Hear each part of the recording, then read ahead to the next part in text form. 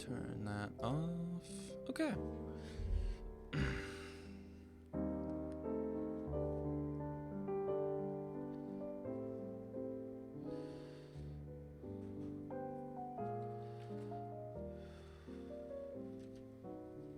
Move that over to here.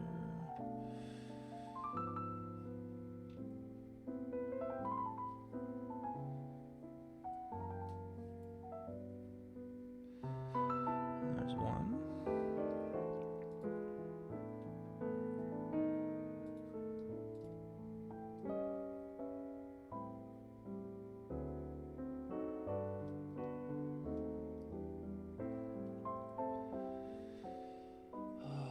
Clears.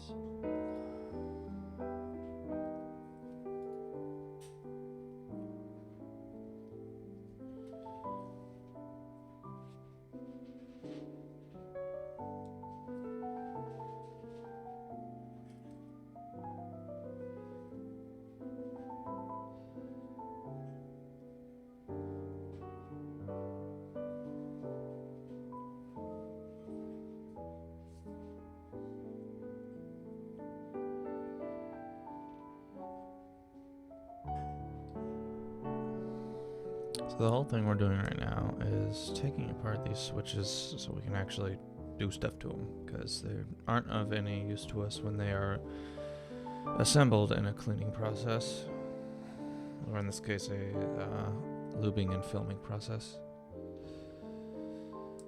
So yeah.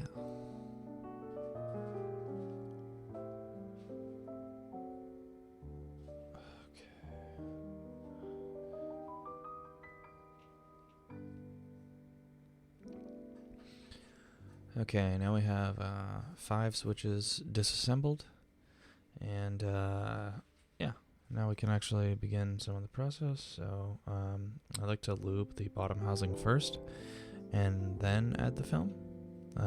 You know, everyone has different opinions. I'm using a size 0 brush.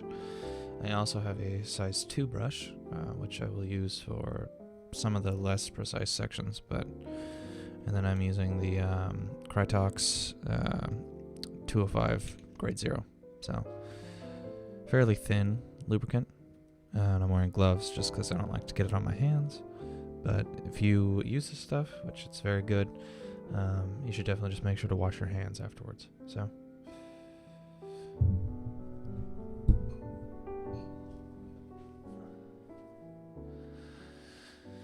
what I like to do is take the switch and go under and lube the railing. Just make sure it's shiny. The lube itself is slightly white, so you don't want to have any like residue left over. At least that's the way I was taught, and it makes sense. You know, you don't want too much lubricant, because that can make the switch feel kind of gummy. So I'm just trying to get this with my 0 brush.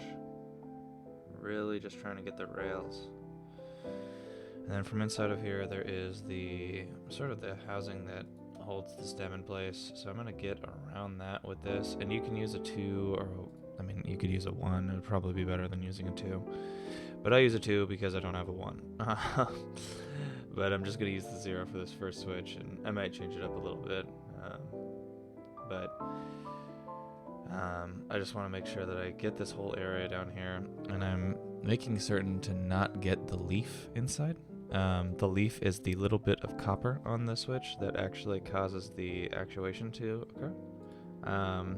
You can get the leaf if you are on a linear switch, but I am running with MX clears right now, and so they are tactile, so you generally don't want to. I know some people still do lube the leaf or the little feet on the switch themselves, but I personally don't like to do that because it makes the switch feel a little bit smoother and you lose some of the tactility, and I really like my switches to be springy. So yeah, now with the bottom housing lubed, we can go ahead and set the brush down, and I have a film that I already pulled off. These are very, very small. These ones are from Novelkeys, but I ended up getting some deskeys ones from Divinity, and they're a little bit thicker, so I'm hoping that will lead to some slightly better results down the road. Not that I have a problem with the Novelkey ones right now, they're just very thin. So there it is applied to the switch. It just basically fills in a little bit of spot that isn't filled in by default. So now we got that there, I'm just going to set that off. And I'm just going to go ahead and start on my next switch. And I like to take the plug or whatever this is and use it as sort of my... I don't actually know what the art term is for it, but the thing that you'd basically like have your paint on when you're painting, just so you're not like reaching from the like tube of paint each time. So when you see me doing that, it's right there, and that's just all that is. I'm gonna go ahead and did one of the rails. I'm going around the inner part, and now I'm gonna go ahead and get the other rail. You guys probably can't see it, and I can barely see it, but angling it in the light just to make sure there's a shine everywhere, but not any white residue, because that's not what we want.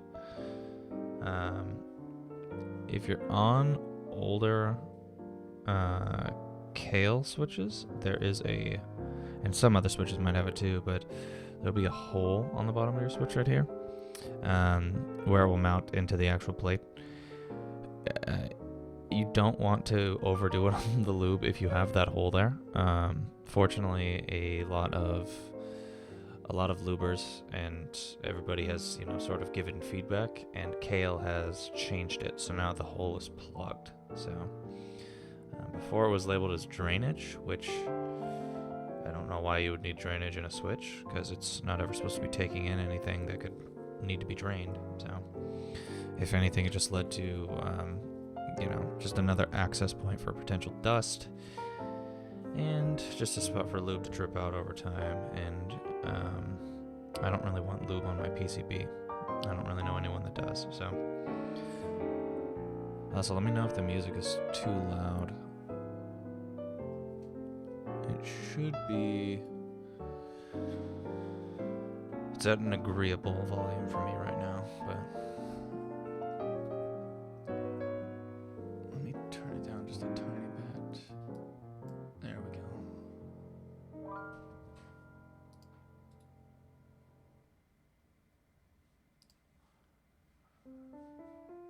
Okay.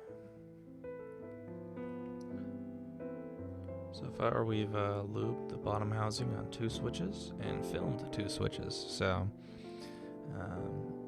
this actually works out because I have, I think, 11 switches left and 10 films,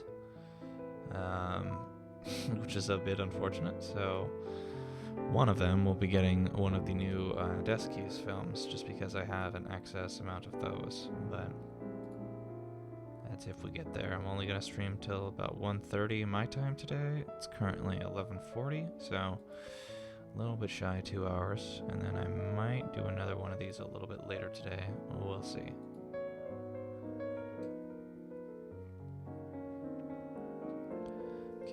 That's good. Actually, yeah, we'll just stay with the same process. So, pull off the other film. And these are so thin. These are like, I think, 1/10 of a millimeter. To be honest, and I don't really know if they actually do too much, but I have heard from people that I respect in the Keep community that this is something that you should do. Obviously, a lubing, you can see the direct effects and you can feel the direct effects, but this is supposed to help with dampening. So what we are trying to get out of this is just filling in some of the gaps in the plastic. Yeah, though, for those of you who don't really know too much about keyboards, or maybe you've heard a little bit, obviously you've got your membrane keyboards and then your mechanical ones. Mechanicals came first, and then membranes took over as stuff got cheaper. But you have 3 different types of switches. You have your linears, where there is no bump. It just gets harder to press as you go down. You have your tactiles, where there is a pronounced bump when you compress the switch. And then you have your clickies, where there's some mechanism in the switch that causes a audible click when the switch is compressed. So I've ran all three. I know that for gaming, a lot of people really like linears, but I don't really. And clickies are fine, but I like to think of it as like it's kind of like, you know, when you first get into keyboards, you want a really loud keyboard, and then you start to sort of refine how you actually what you feel and listen to and stuff like that. And I've gone down the tactile path. So I had blues initially. It was my first mechanical keyboard, so very loud switches. And then I switched to a board that had reds, so linears. And those are fine. And now I'm on a keyboard with browns. So they have a small tactile bump. Those are the three main colors that you'll see in most, Razer, Corsair, whatever. Like any larger brand is probably going to have those, but then it's a rabbit hole. If you are tight on cash, I don't recommend getting into it. I have to budget out what I can buy because there is a lot of goodies, and I would have no money if I bought everything that I wanted in this hobby. So, there's heavier versions of the switches too, as far as the Cherry manufacturing. So a heavier blue, so clicky would be a green. A heavier brown is a clear, even though the stem looks white. They're called MX clears. And then a heavier red is a black. So on some of the nicer pre-built keyboards, you'll have the heavier keys on like backspace or on the spacebar or something like that, just to give that switch a little bit more weight from just something regular. And it is a bigger key, so technically there's a little bit more force on it initially, just from the weight of the key or the weight of the cap. But okay, so we have those those five. This is a really great thing. It has a cat on one side, but this is the MX style, and then here's a KL style opener, and then there's magnets on it, so you can clip it together, and then you can mount a switch in here, and I have before, and I was going to use this as a station, but they are a real pain to get out of there. So, So, but, I mean, you can use it as a keychain or something. It could be kind of cool, but it's very useful. There's a whole bunch of these different ones. I got this one off Amazon. If you have a seller you like, they might have one too. But yeah. So now I like to lube the rails on the upper housing. Not everyone does, but I do. And I can't really give any other reason besides like it makes sense for me to do it, and I've always done it, so we're gonna do it again. And I really don't want to overdo it up here, so I have it angled just so I can see the lighting. And the main thing is you just want like even distribution, right? You don't want it anywhere else. Maybe a tiny bit on the sides there, just like one pass over. Cool.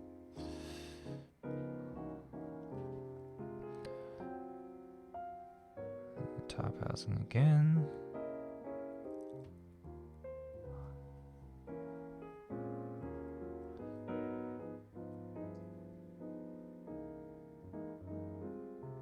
Rails. And the difference between a unlubed and unfilmed switch versus a lubed and filmed switch is night and day. It's sort of like when you first start to dial in something. You realize, like, wow, it can get way better. Okay, that's two. I'm debating on switching to some other lube at some point in the future, but Krytox is pretty much widely regarded as the best thing there is. There's other brands though. I know Glorious has their own brand of lube, but I don't know. Hello.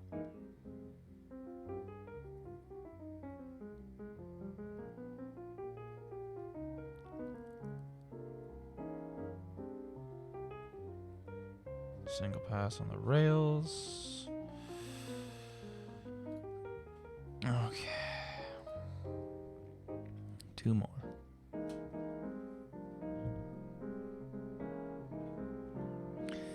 I honestly think, too, a lot of people don't lube the upper housing just because it takes more time.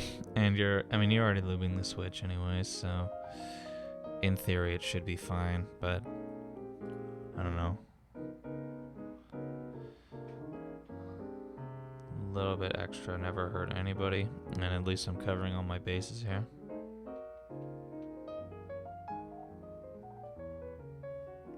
Can you hear the music, Gabby? And or is it too loud? Or too quiet? Last upper thing.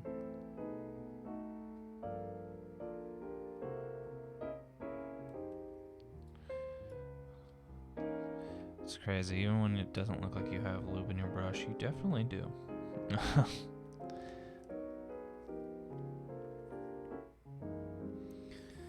And the ultra unfortunate side of this whole thing is I bought this, I think I have 120 MX clears. It might just be 100, but I bought them all after doing a lot of research into force curves to find a heavier version of the tactile browns that I really like. So this whole jar is lube switches. And then I immediately tried a Durock T-1, and the bump on that is amazing. So I bought 100 of those, and I think I'll put those on my new keyboard instead of these MX clears. So, you know, live and learn. Even when you think you're 100% right, there can always still be something better out there. So I've got this nice little jeweler's claw, and I'm just going to use it to hold most of the switch, and I'm just going to really try to make sure I get the most of it up on the top. And then I get a little bit more, but I don't want any like visible globs along the spring itself. And you can do the shake method, but I don't really want to ruin Tupperware, because I ruined a salad bowl a couple years ago with a paper mache project, and I have not lived that down. So I am not doing the shake method. But for those of you that are curious, the shake method is you pull all the springs that you're gonna use, and you put them in a little container, usually something like Tupperware glass, and you put a little bit of lube in there, and then you just shake it. And the theory behind that is that the lube will be evenly distributed all over every spring. And whether or not that's true or not, I don't personally do that, but, you know, people do. I think it's, again, a time-saving measure. And as nice as that is, I would rather know that it's done the way I want it and not have to chance it. If I had like a little mini paint shaker or something, I might be able to get that done with a little bit more control.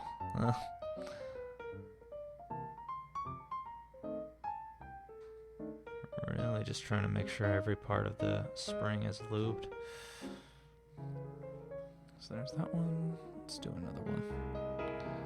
We can hold it with the jeweler's claw. This one I'm just going to do by hand, just because it does love to shoot the stuff off sometimes. They're just, you know, ultra cheap. But KBD fans had a claw, and Amazon had a claw, and then Divinity had a claw that was $6, and I didn't have to pay any more shipping on it, obviously, because I, you know, just paid shipping on the sole order itself. Oh, come on. Paid shipping on the full order itself. But when I wanted to get the claw and some stuff from KBD fans, just this was, you know, like $6, which, whatever. And then,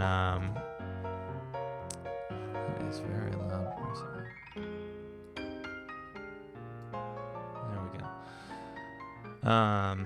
But they wanted to charge me like $30 in shipping, and I was not about that, just because that's pretty steep. So shout outs to Divinity for having everything in stock.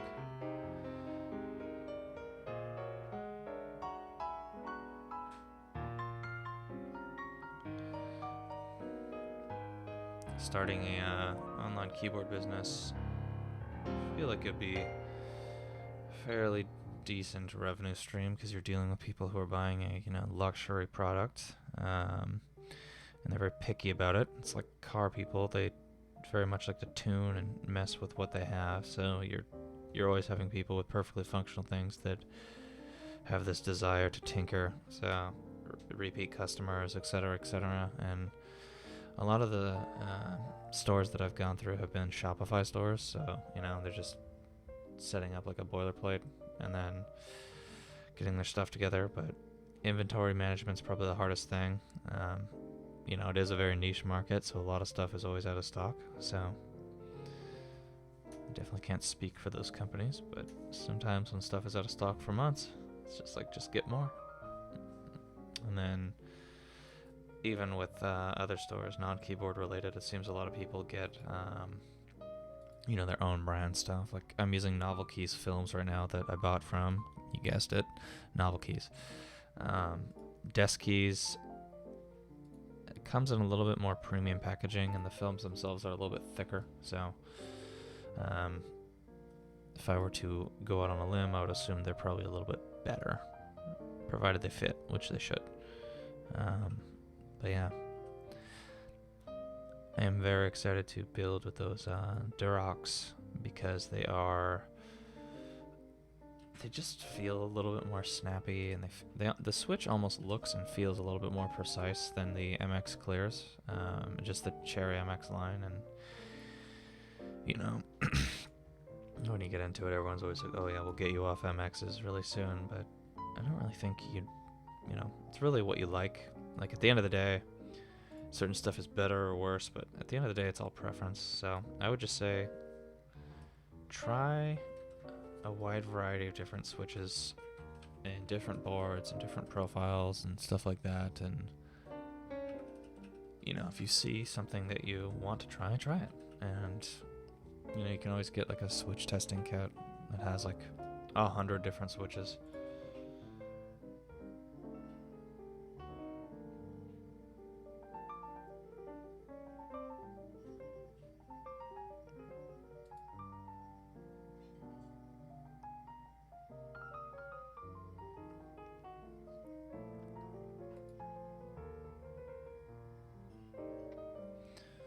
Interesting that this hobby has kind of flourished under the whole COVID thing. Just being inside, I learned how to solder, and I started working with keyboards.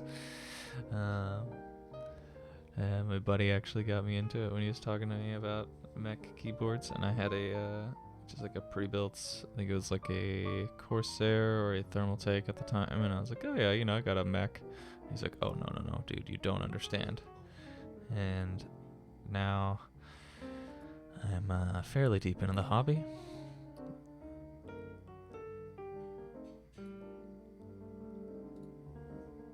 Recently ordered a set of caps that won't be here until January of next year. So yeah, there is that. Did I get this last one? I think I did. I'm just gonna touch it a little bit more though. Okay.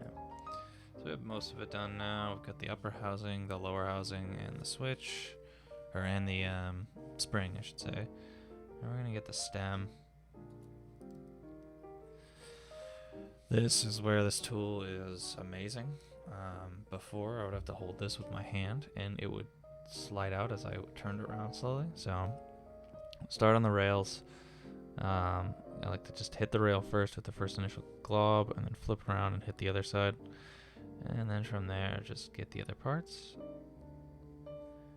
And you want to make sure, if you can, or if you like me, I don't like to lube these individual feet that hang off, so I don't go down that way on this side. But I will get this. Any flat surface is fair game.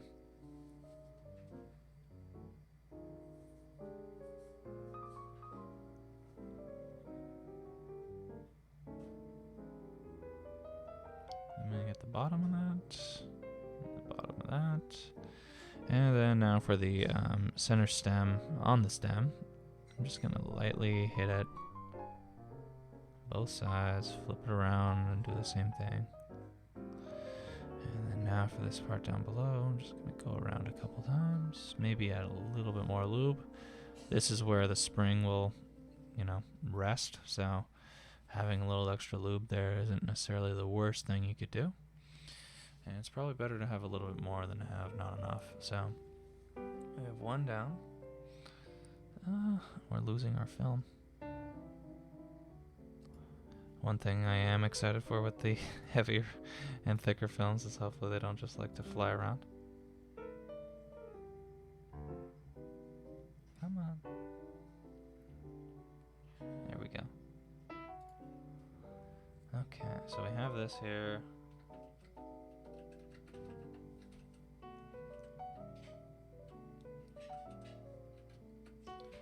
They have a tendency to want to pop back up, so just make sure you hold it down, line it up. And there we go. Make sure it's clipped down all the way, otherwise your switch is just going to fall apart. And, you know, these don't have really an audible thing, but they do have a bump. And it feels pretty good. And that's how you lube a switch.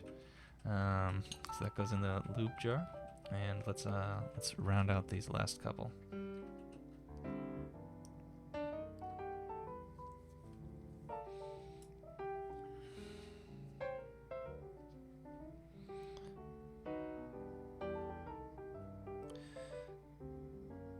I've turned a couple friends into keyboard enjoyers, and it's been fun. They go from like, oh yeah, you know, I have a keyboard, to like, holy shit, dude, I had a dream about switches. Yeah, I don't know. It's interesting. It's definitely a rabbit hole, and you know, you can be as into it or as not into it as you want. I would say the progression is, you know, I have a keyboard, yes, and then, oh yes, I'm a gamer. I have a mechanical keyboard. And then you start to get into maybe nicer pre-builts, like something like an An Pro or a Ducky, or like a Leopold. And then you get into custom mechs. You get into lighter ones. So like I bought a Southpaw 75, so it's a 60% with a numpad on the left-hand side, and that was very cheap. The PCB and the case and the standoffs with a pre-soldered, the microcontroller, all that was like $50. I had to buy the stabilizers for like another $40, and then switches were about $50, and then I had to get a new soldering gun because I couldn't find my old one, so that was like another $30. But overall, you know, relatively cheap for a quality mech board. I put Novelkey Jades on there, which are very, very loud switches. But that was a very fun process. It's just nice to like test everything out. And you go from, you know, just a whole bunch of raw parts to like a functioning thing that you can use. So it's cool to build something and have a use for it afterwards too. Okay. Looks pretty good. So let's seat this.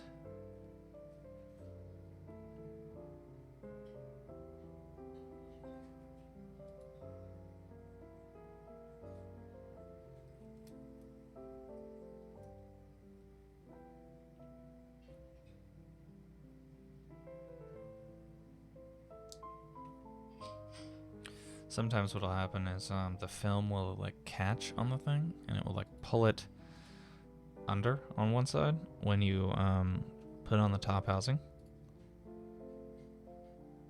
This one feels pretty good too. I think the first one felt a little bit better, but this one definitely feels pretty good. Something that I've been personally working on is trying to be more consistent with my lubing. You probably noticed so far I've, you know, said something and then done something else a couple switches later. That is not intentional, but it does happen. So, you know, just try to, even if your process is not the same for everything, just try to make sure the end result is good. So, like you're playing a game, it requires you to do it, you know, there's different builds you can do or something like that. As long as you get to the victory screen, that's all that matters. But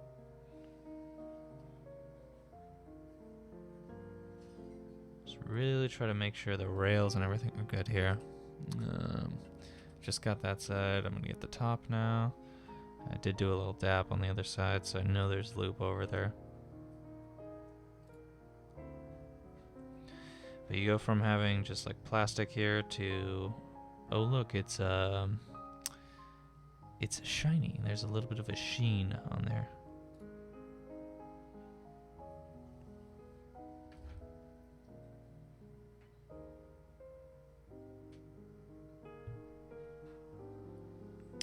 And the back, I'm gonna get a little bit more.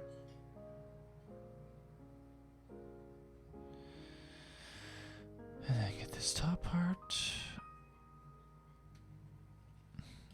I wonder how much variability there is too in the actual switch manufacturing. I've seen some like very zoomed in things of different switches, and one's like a little bit grittier than another. It's like, does this lead to scratchiness?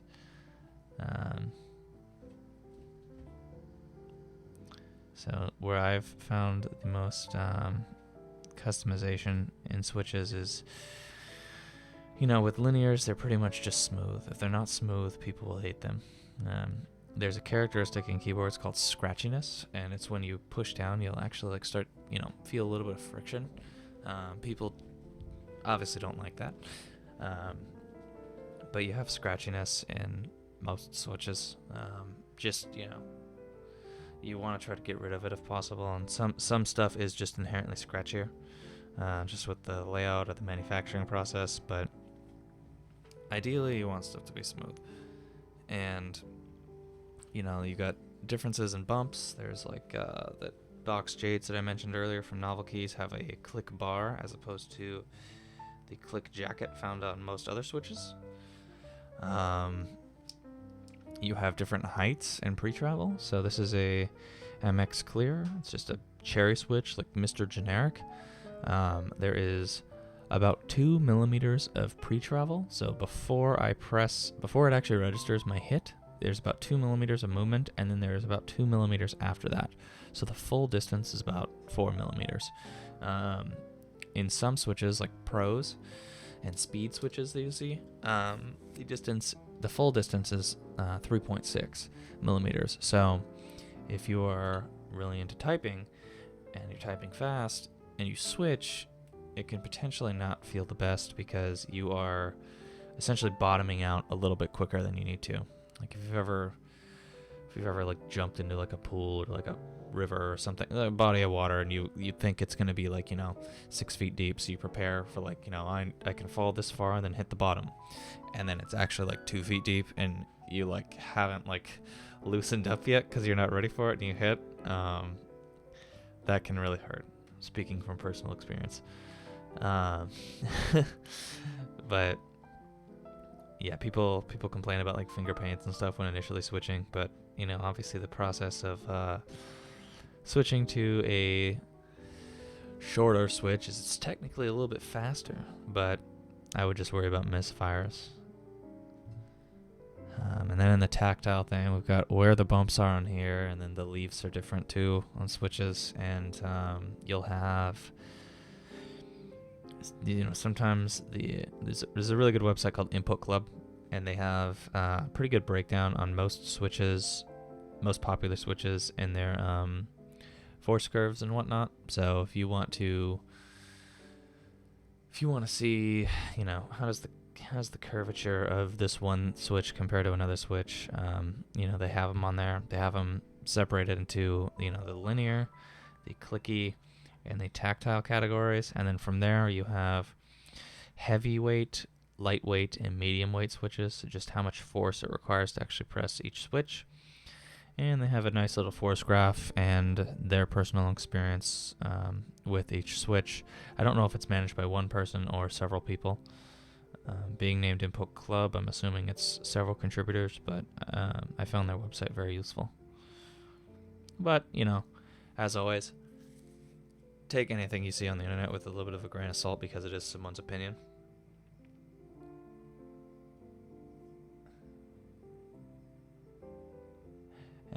if everyone listened to everyone else, we would only have one type of thing. So, one type of switch to rule them all. And it is really all about customization. That's the name of the game.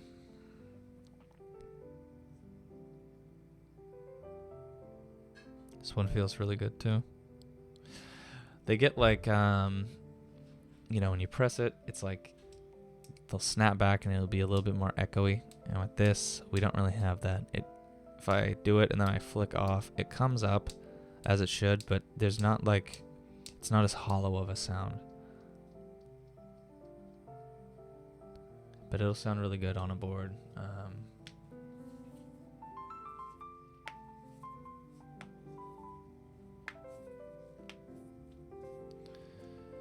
Let's see. One more, yeah. One more. And then we're almost done. Almost done with the jar of clears. And we can move on to the goods. AKA the T-1's. A popular name in the keyboard scene for switches is the Holy Pandas, which is actually a Frankenstein switch. So it is essentially the casings from one switch and then the stems from another. I think it's completely ridiculous. Like, I think there's probably a switch out there for everybody that's pre-made, and I think it's really just people's desire to tinker and have something different. But the irony in this is it's led to a whole bunch of popularity for this same switch, and you have like Glorious making their Glorious Panda, and you have purists who are like, oh, this is the original set with the original tooling, blah blah blah. The next gens just don't feel the same, and there might be a difference, but I would be very curious to do like a double blind test, or at least like a blind test with the people that are so adamant about the changes, because maybe they can tell, maybe they can't, who knows. There's just so much hype behind that, and because they were a rarer and harder to get switch, you had to get part of the switch in a group buy, so it wasn't always available. And then you had to have the knowledge of what to take out, and and then you essentially had a worthless switch, which had the stem from the switch that you didn't want to use, and then the housing from the other switch, and it's like, oh yeah, just throw those away. They're not even worth it. It's like, well, probably be not 100% worthless. Like, does it still function as a switch? Okay, that's, by definition, it's not worthless.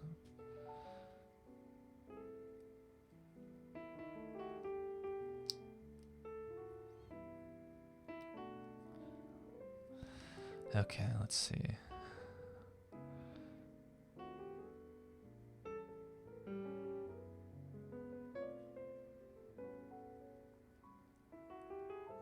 This one feels pretty good too.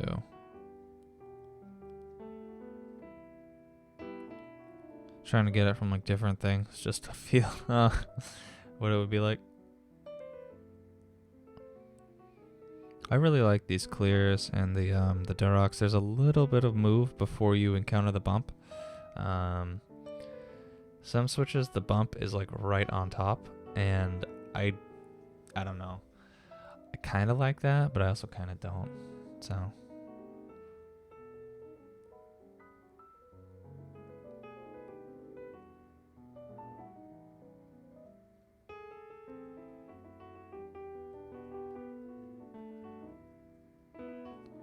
Okay. So that's 5. Yeah, just to show you the switches that we will be working with later or at another time. These are the T-1's. They arrived yesterday. And they have a transparent, sort of like a smoked plastic housing. Then a light blue stem. There's a little bit of green in it, so I'd say it's almost teal, but not quite my definition of teal. And even dry, these feel amazing. I have a lubed one and an unlubed one from a friend, and I had already lubed like 80 of these, and I felt the ones that he gave me, and it's just like shit. So, live and learn. So I will have like 100 lubed MX clears if anyone is looking for something for a build, or if you're short a few. Let's see, we have 5 films left from Novelkeys, and how many switches do we have left? 1, 2, 3, 4, 5, and 6. Okay. So these are the last 6. In the spirit of finishing things, we're gonna finish these. So I'm gonna pop all these, and then I'm gonna go through the same process we did before.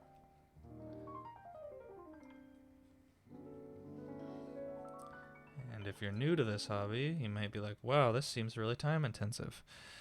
It is. It's a somewhat cathartic though. It's the same task over and over. It requires a decent amount of focus, and you know, you want to be precise with what you're doing as much as you can. I would definitely recommend trying it. If your board has hot swap switches, which is just like they're not directly soldered on, but instead a bracket is soldered on that you can then hot swap switches, I'd recommend trying it. Lube a couple switches and you know, give it a shot. You might love it. It might ruin old keyboards for you like it did for me. I say this as someone whose daily driver currently is a ducky with unlooped browns. But my Southpaw 75 has unlubed jades, and I think those are the only ones that, you know, I don't really think you need to lube, just because they are clicky. They will have a bump anyways, and I don't want to accidentally mess those up. Although it'd be kind of hard to mess that up compared to like a blue or something like that.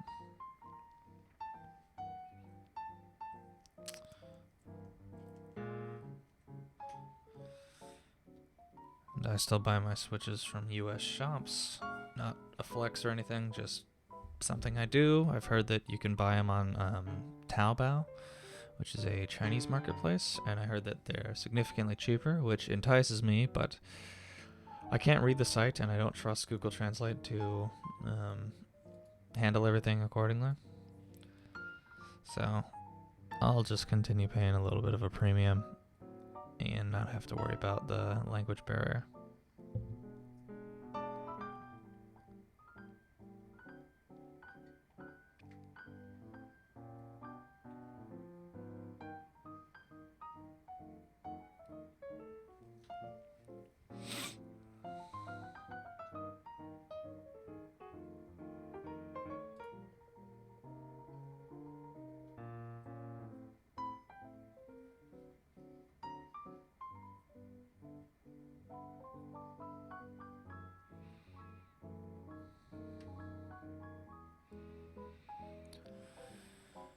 Okay, there's one. Let's get a little bit more.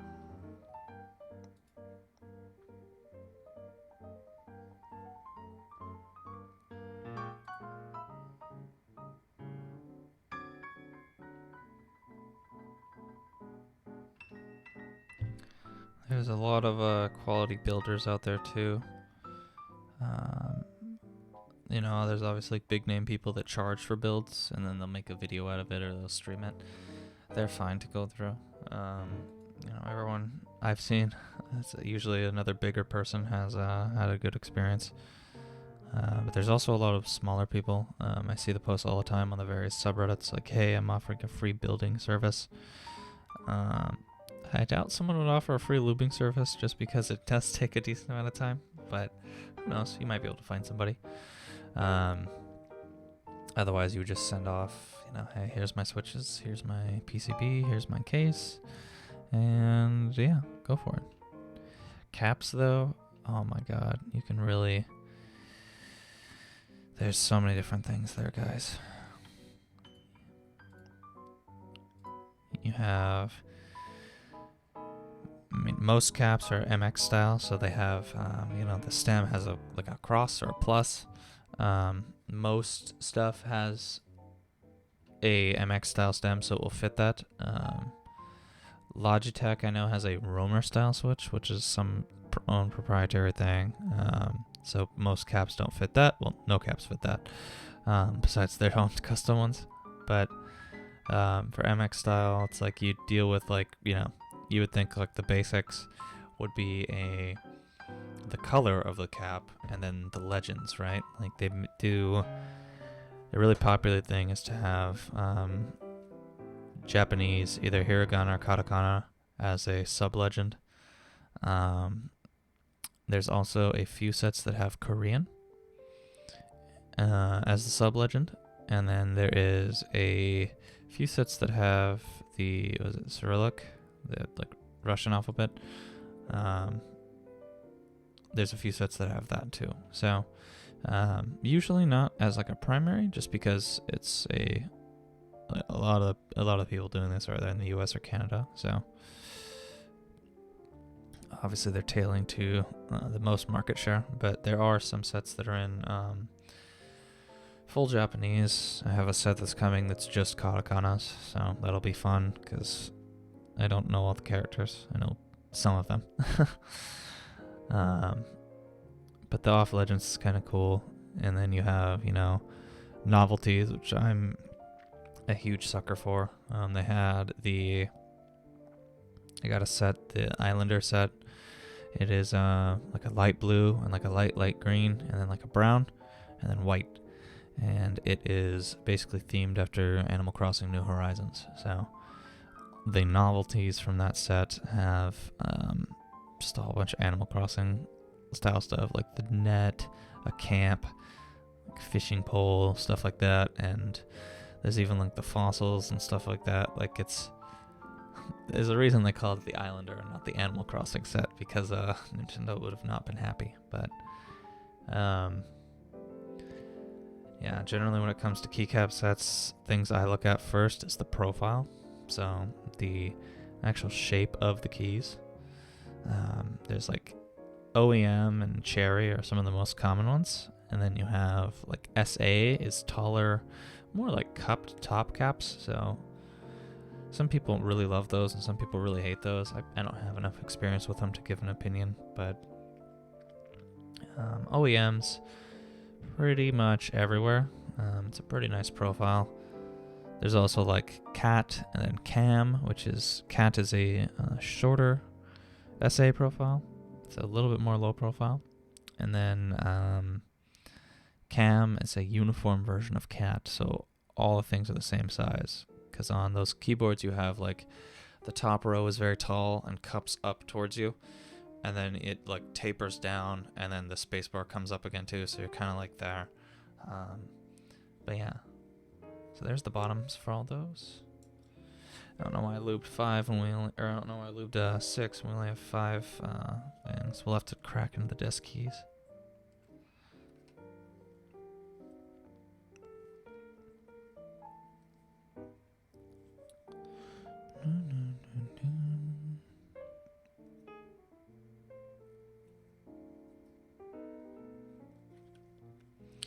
One thing though, so I missed the group buy on the Canon Keys Satisfaction 75. It was a 75% keyboard. So if you look at your keyboard right now, you're probably on either a full size or a 10 keyless.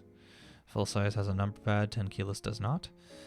A 60% is essentially the tilde or the squiggly over to your backspace, and then straight down to your right bottom control, and then all the way over to your left bottom control. So it's really just the main typing area. I'm currently using a 65, so I have that exact same stuff. My escape key is also my tilde key, so I can use function keys to actually get the results I want from that. And then the nice thing about a 65 compared to a 60 is it has the bottom right arrow cluster smashed into the keyboard itself in the bottom right. And then I also have 3 additional keys. I think by default it's delete, page up, and page down, but you can remap them as much as you want. The only downside is I play StarCraft, among other games, and I kind of need F keys for cameras, and I don't have them. So doing like, function whatever, there's no way I could do that on the fly. So okay, there's the last of the Novelkeys switch films. These are pretty great. They're only $1 cheaper than the deskeys, so my verdict would be to just buy the deskeys. They're thicker, as we're about to see. I was playing with some the other day, but one of these switches is going to get a deskeys film.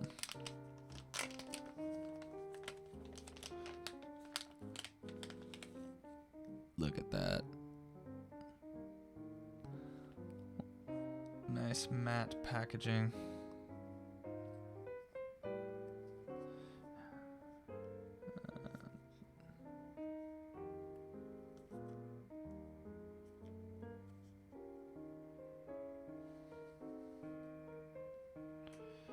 Okay.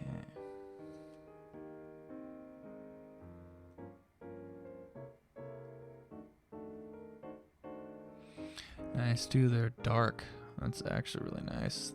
Translucent, or they're like reflective on one side and matte on another.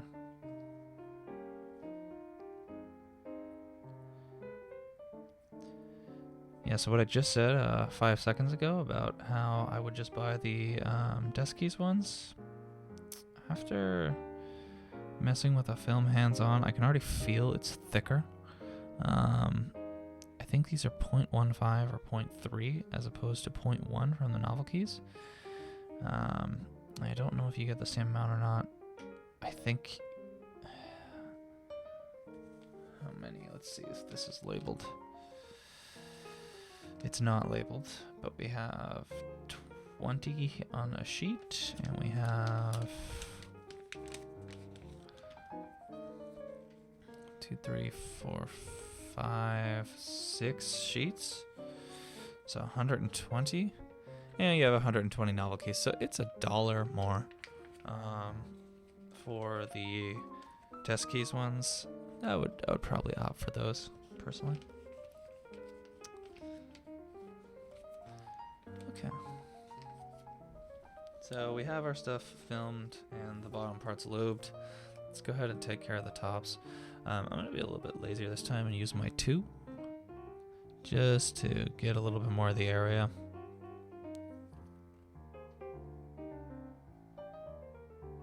Sometimes I feel like I'm going to break my 0 brush because it's just so small.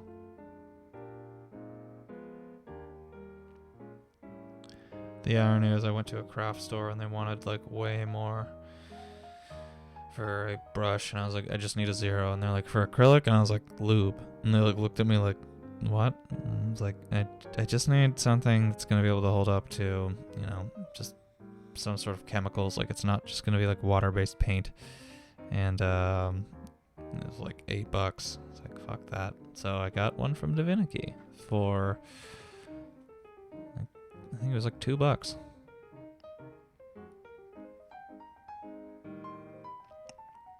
Shoutouts to Divinity once again.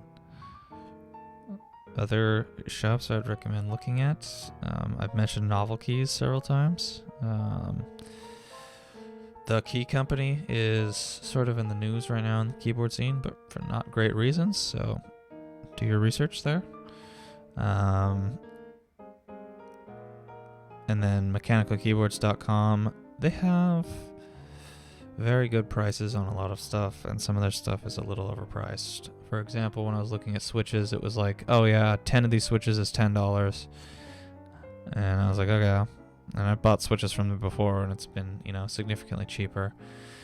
And the same switches on Divinity were $5.90 for 10 switches, so almost half the price.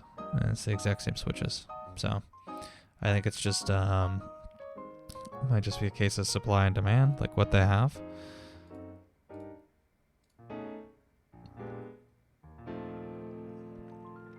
However, if you have been watching so far and you think I'm crazy and you just are like, I just want a keyboard that I can just use, pre-built duckies have been pretty good.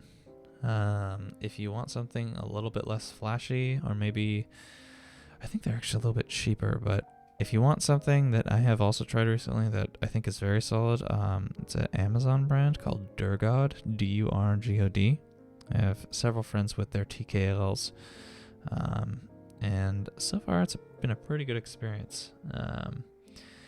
They do a heavier version of the key for the space, so if you have reds, you have a black spacebar, and that's not something you see on a lot of the other brands, so it's kind of cool to see that. It's really just like attention to detail, and they're mass produced, so it is what it is, but you're getting a quality product. You can get a TKL from Durgod for about $100.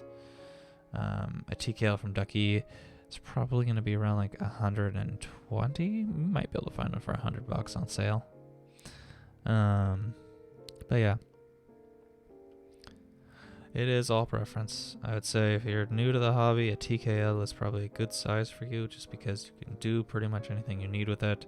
And 90% of people that are like, I need a number pad, don't actually need a number pad. So reducing the total space it takes up on your desk is huge.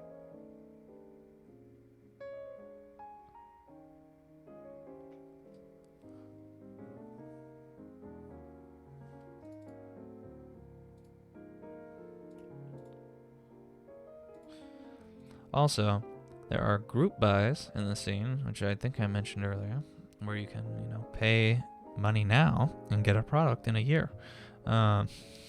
Crazy, right?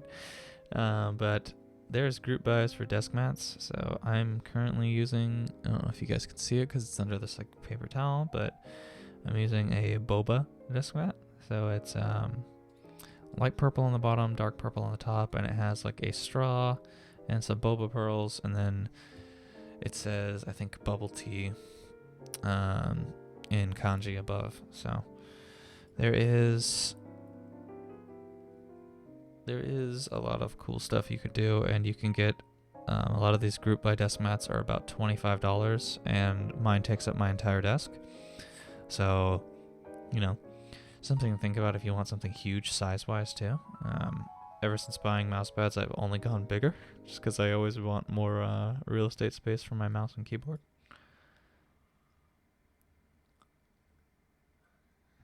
The only place I wouldn't recommend buying from currently is Drop. I just had a bad experience with them. I have another friend who's had a bad experience with them somewhat recently. And I'm sure it's, these are probably isolated incidences, but for me personally,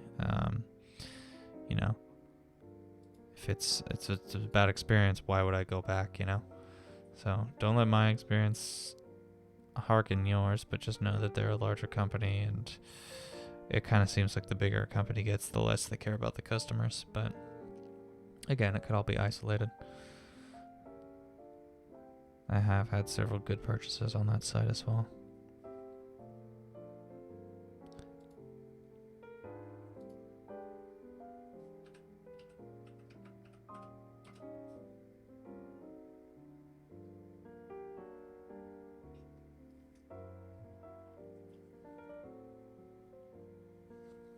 Swap back to the 0 just for springs.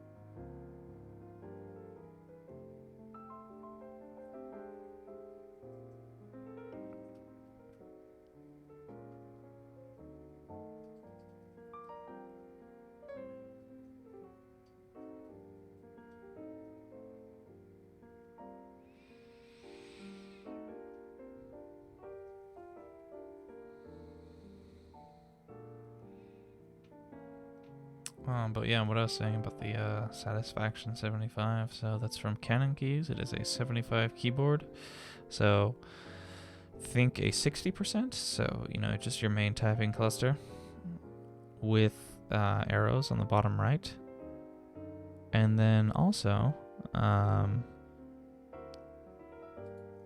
I get the bottom of this?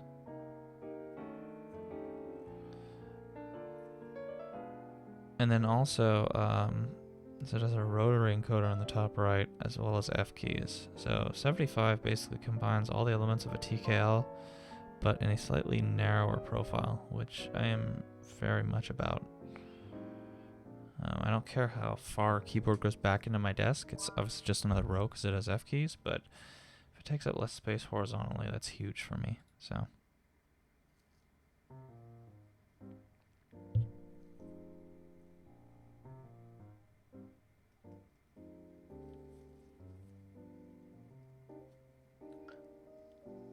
And I like to be pretty generous with the lube on the springs just because that is like a big moving part and they're just like the cheapest metal. So you can get like the gold plated springs too. The main thing would be just make sure they're whatever weight you're looking at. These springs are 67 grams, which is what I really like. It's like a slightly heavier brown.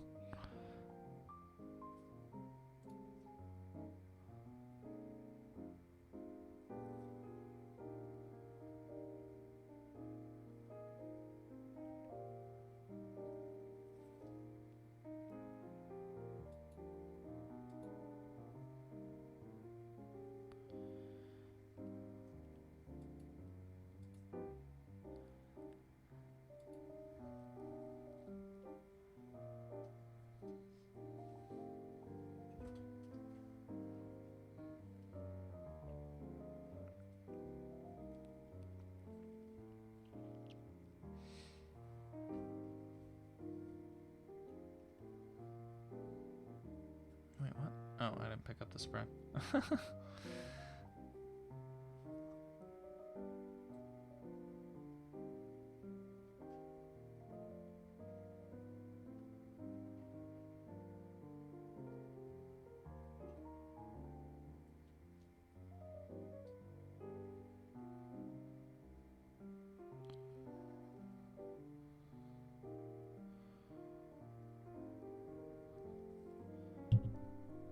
Okay.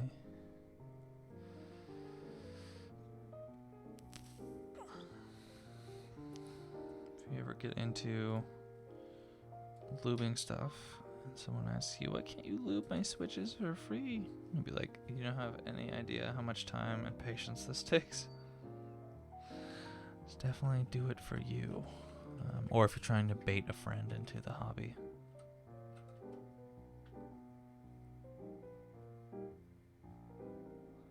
Other than that, it is a fairly labor-intensive task. Okay. So we have a good amount of that done. Let's move you back over there. And grab our claw. I don't know why this thing's like scary to look at, but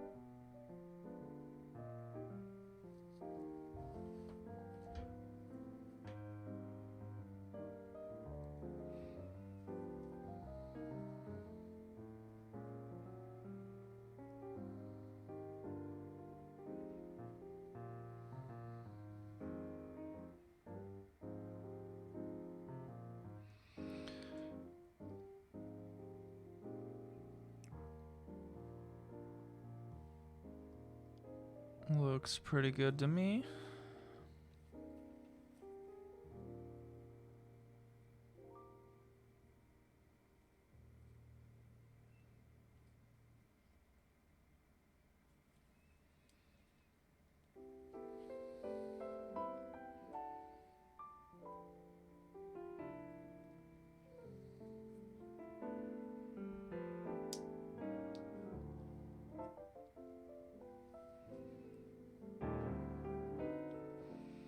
feels pretty good. Also, these are PCB mount MX switches. The only difference is they have these, so they've got the 2 pins, which you guys could probably see. They've got 2 pins that are copper, and then they've got the center, basically like stabilizer point. I don't know what the technical term is, but then they've got these 2 side ones for being mounted on PCB. If you are plate mounting these and your board doesn't have the holes for these, it won't fit. So all you need to do is take like scissors or wire cutters and just cut off the 2 side things, and then essentially you just have a plate mounted switch. So if they're PCB mounted though, and you don't have it like that, you can, you know, add some extra strain to your copper if you use plate mounted switches on a PCB mounted PCB. So something to keep in mind. This one feels pretty good. Some of the ones though are just like, they just feel perfect, and it's just like I did the exact same thing here. But you know, there's my lubing quality, which who knows how good that is.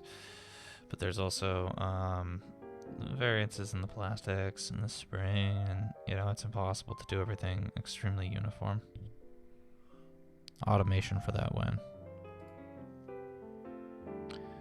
Also, I am not a fan of when stuff comes pre-lubed, because that is done from a factory, and I know it sounds like it would be a time saver, but I don't trust them to do a uniform job across everything.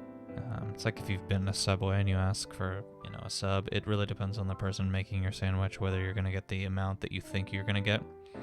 And when you ask them, like, hey, can I get some more olives? And they're like, and they look at you like you're taking away olives from their kid or something. That sucks. So I'm assuming some of the manufacture process is like, what is the lowest amount of this resource we could add to this and still say it's factory lubed? And I don't want to like mix my lube or anything like that, so.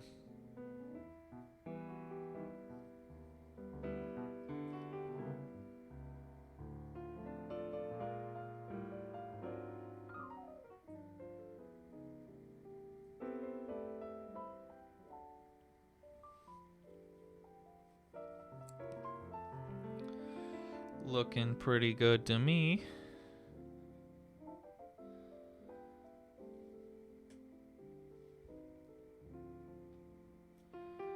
That's funny, as this is the one with the thick thing. Hello, how's it going? How is your Saturday morning and or afternoon going? Whatever time of day it is for you, I'm assuming it's still Saturday. Okay, snapped together. Gotta say, it looks a little bit cleaner. And it feels so good.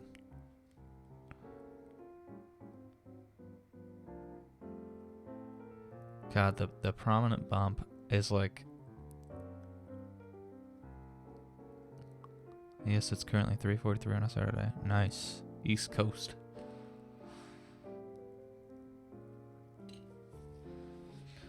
Well, welcome to the stream. I'm just wrapping up lubing some MX clears for a project that I'm working on. But since then, I have decided to look into other switches, and I found some Durock T-1s, and I really like the feeling of those. So I have a bag of those over here, and I might stream again later today, or I might wait until tomorrow and stream that. But if you're at all involved with keyboards, you know I'm not going to be able to lube 100 switches in like 2 hours. So, yeah, just trying to wrap up the rest of these MX clears just so this project is done. Are you a keyboard enthusiast? Gamer? Just passing by in the stream?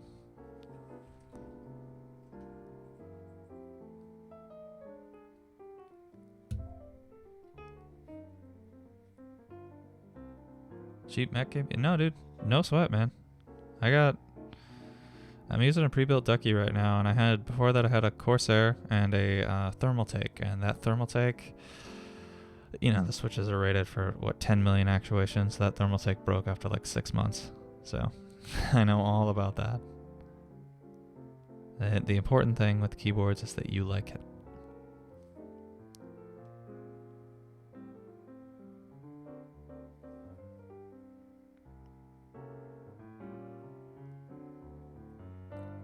Yeah, no, it's definitely not a wallet-friendly option.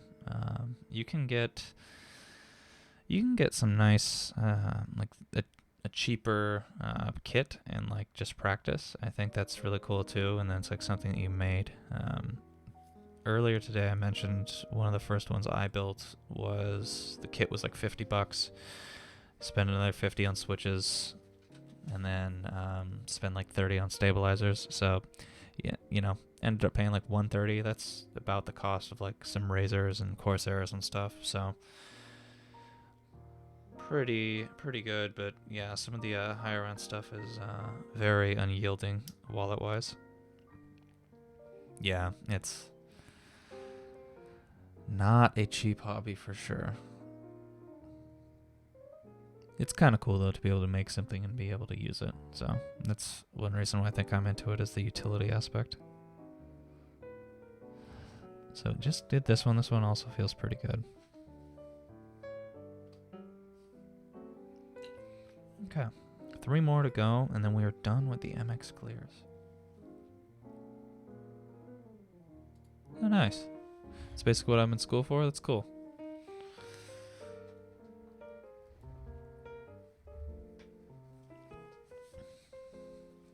Although you're probably remote right now, so if you have a desktop at home, you're probably on that more than you're on like a laptop. But regardless.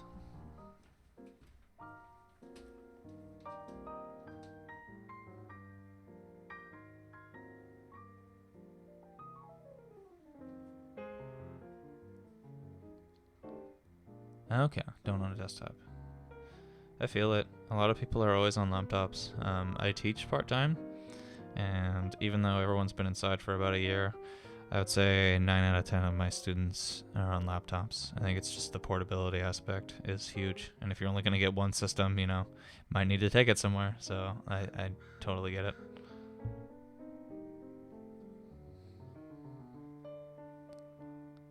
Oh, you're on campus.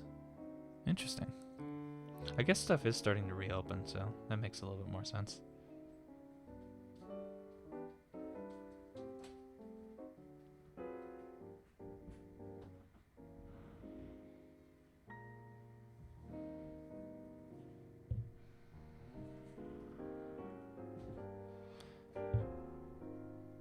Make sure every surface is covered nice and well.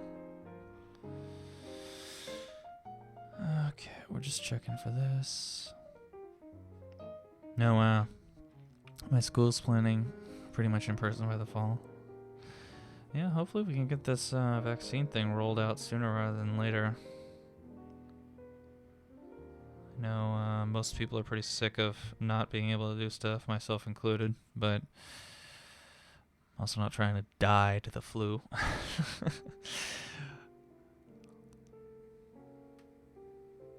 I don't know. Some sense of normalcy would be nice. I don't really go out too much anyways, but just the ability to have that option would be cool. I really like the whole takeout only thing for dining because I don't really like being around other people eating. But some stuff, like labs and stuff at school, you definitely can't do that stuff remote for sure. That would just be a huge pain.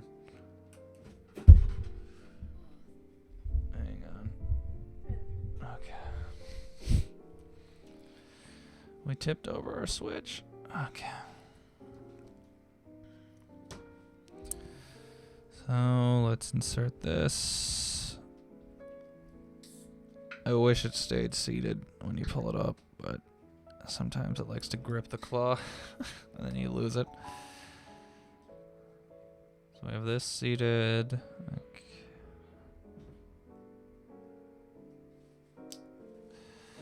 Okay. Make sure it's all closed. Nice and good. Snaps back together.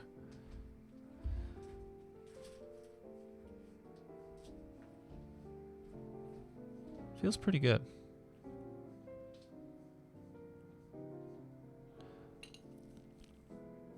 I'm very hyped to be done with all this. We're almost done with it.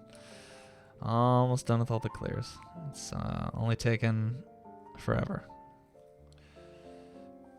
again with the size 0. For the stems, definitely use the size 0. Just because it's smaller sections and you want to be as precise as you can be when you're doing it. Oh.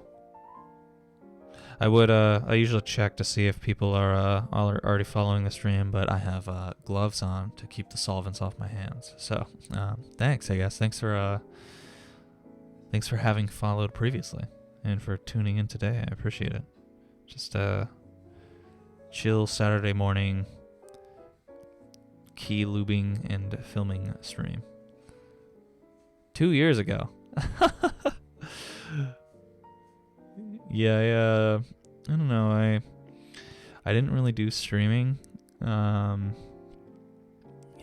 streamed a little bit here and there. My girlfriend streams a lot more than I do, but I streamed, here and there, probably like once a month. And then recently, I was like, well, if I'm gonna be playing games anyways, I might as well stream it. And so I've been playing through the Master Chief Collection of Halo recently on stream. I've done.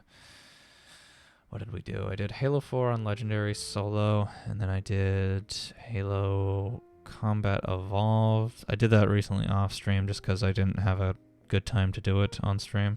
But I went through Combat Evolved on Legendary with a friend very recently, and I've already accomplished that, but he wanted to go through it again. It's nice to have Halo 4 fully done, though.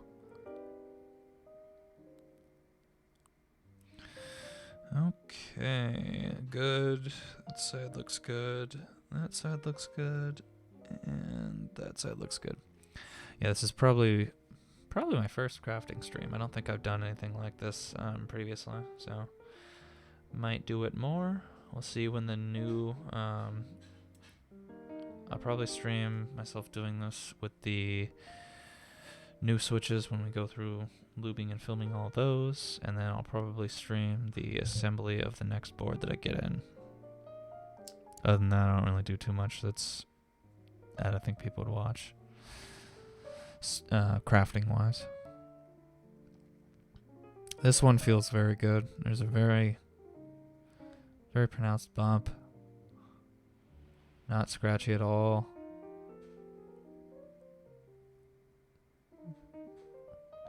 What I was doing 2 years ago. Streaming wise, I don't know. I'm a mod in several channels. And I might have been playing Apex Legends, maybe a little bit of Warzone. Actually, I don't think Warzone was out back then, but probably some Apex Legends. Maybe Overwatch. I played that 2 years ago.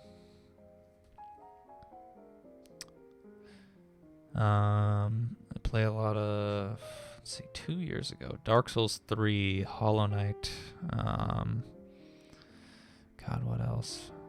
Subnautica. I don't know if I stream Subnautica, but yeah, it's all good. I have a ton of people too that I've followed that they don't ever stream. It's just they're just homies. So I just want to see, if, hey, are you on? Okay, cool. But I appreciate your curiosity and your conversation. Maybe.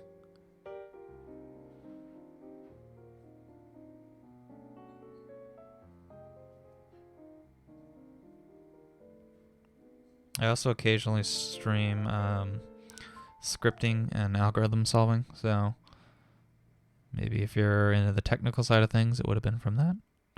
But I don't know. I don't really have my niche. I just kind of stream whatever I'm doing. Over some sweet, no copyright jazz coffee house music.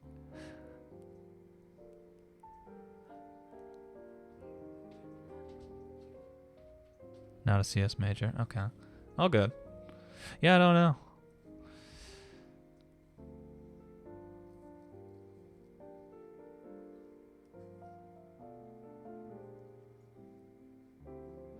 Thinking the main two multiplayer games I played a lot of 2 years ago would have been Apex, because it had just come out, and I was sort of just getting off Overwatch right around then, so that's about it. That's the only other thing I can think of. I think I streamed some of my Hollow Knight playthrough, but... And this one feels really good.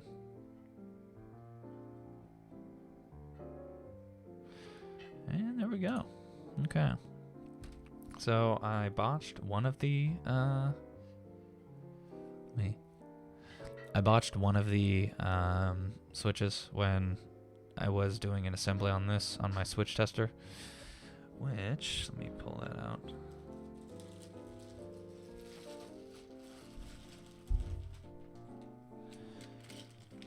So if you are interested in getting into keyboards at any point, you can get, there's multiple switch testers, but I just got this little one because I think it's pretty great. It comes with clear caps. It's just metal, and then you can seat whatever switches you want in here. I currently have it set up in, so we have clickies, tactiles, and linears, and we've got the light variant and then the heavy variant, light variant, heavy, light, heavy. So, but I borked one of these when I put it on here and was testing it, so unfortunately that's there is one less than this. So if there was 100 in here, now there is 99, but I think there's 120 in here. It might have been 100, who knows. Enough to finish a full thing. So that is good for that. Let's seal this baby up. Okay. There we go. So there's 100 or so lubed MX clears, and now we can get started on the Durgods.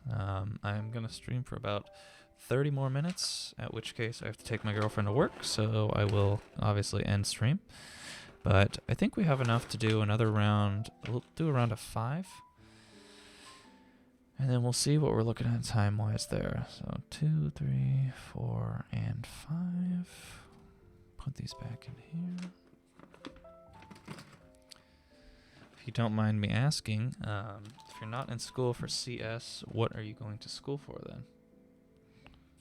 Just out of curiosity.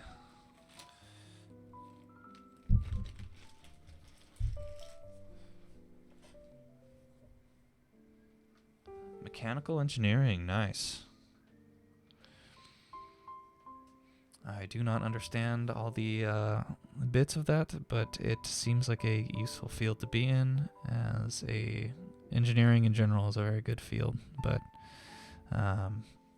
seems like, even if a job is not your immediate thing that you're looking for, it's at least a useful skill to have too.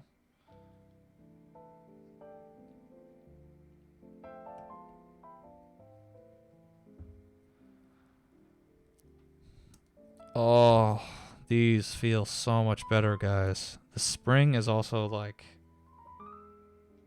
looks like a gold-plated spring.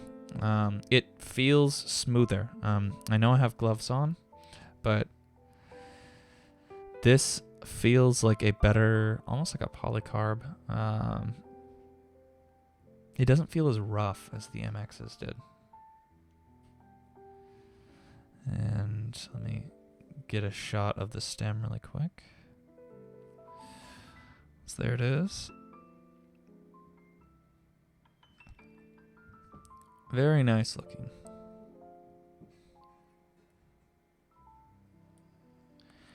Yeah, I really think it would be cool to go through and actually build something of a mechanical nature. Like I think like when people were first inventing a lot of the stuff that we use today on like a day-to-day, it was like, how did they think to actually do this kind of stuff, Like, this straight up didn't exist before then. And then someone was like, you know what? I'm going to make this thing.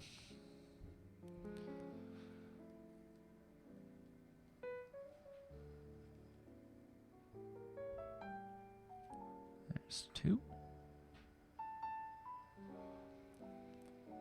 Some stuff I still don't understand. It's, I'm pretty good with computer science stuff. There's obviously some stuff that I don't understand at all, and that's like way over my head, but,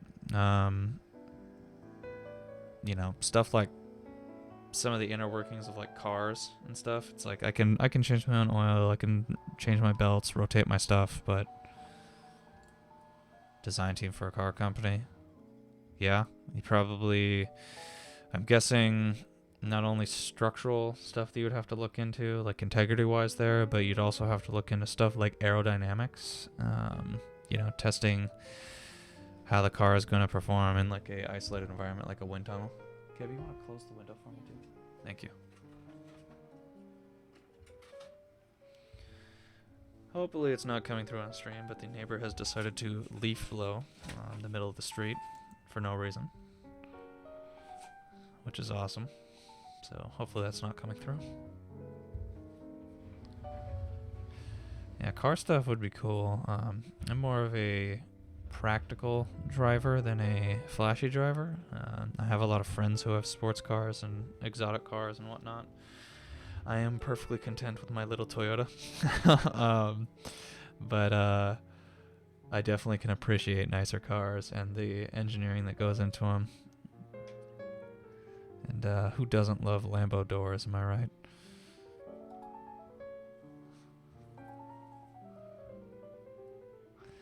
Okay. So this will be interesting now. We don't have really a way of checking the... Essentially to see how much the stuff is, like if there's going to be like a gloss, because like the whole switch is kind of glossy. So we're just going to paint and get every area. We'll make sure we get it.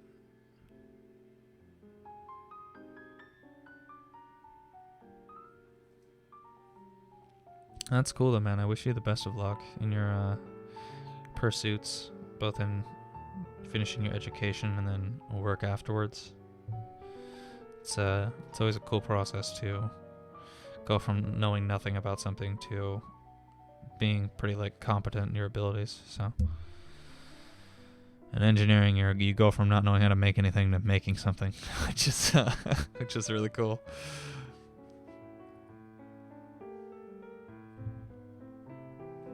Yeah, that one's good.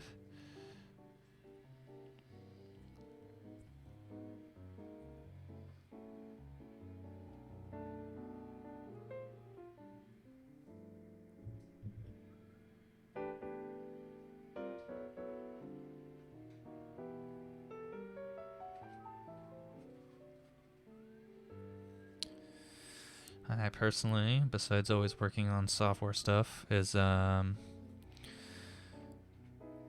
to always get better at that and improve my skills with that. I'm also trying to learn video editing so I can take certain stuff from my stream backlog and just kick out a decent edit in Adobe Premiere.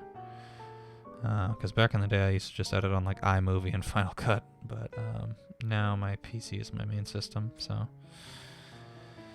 we'll see how that stays. But let's see. Yeah, they just throw you in the deep end a few times and eventually learn how to swim. Yeah, that's hopefully what happens. It is kind of cool though, the transformation of knowledge, and you go through, you learn a whole bunch of math equations, and then you learn different formulas for how and why stuff behaves the way it does, and then you hopefully adopt that into whatever you're doing. Or you switch majors. Yeah.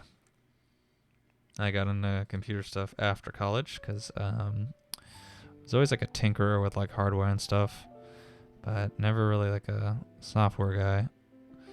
And I got into it after college because I just went and I was like, I don't really know what I want to go for. And I ended up getting in my degree in business. And I have a lot of that seems to be just like ideas. Like, oh yeah, I know about business. And it's like, well, yeah, a lot of people do. But it's just like do's and don'ts and general protocol to follow. Take a little bit of accounting there. So spent a decent amount of time in stuff like Excel. But overall, nothing very exciting. Software is just kind of cool because you can make stuff. Just like, it's just another form of engineering.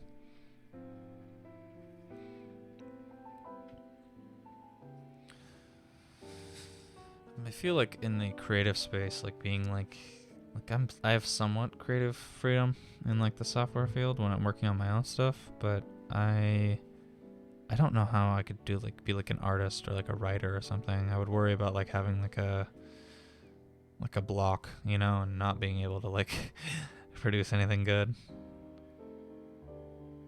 You have these people who are known for like one thing, and everything else they've done through their life is just like, yeah, it was crap, but they made this one thing that was cool.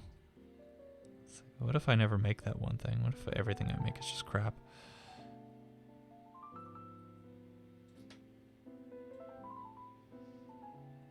For me, like, besides art, like, I feel like you could learn how to make at least some quality art. Like, you'd at least learn the foundations behind what you would need. Like, oh, I know I need, you know, to get this effect, I need to use this tool or whatever. But obviously, you know, thinking of what the subject is or what you're actually trying to do, that's the art part of it.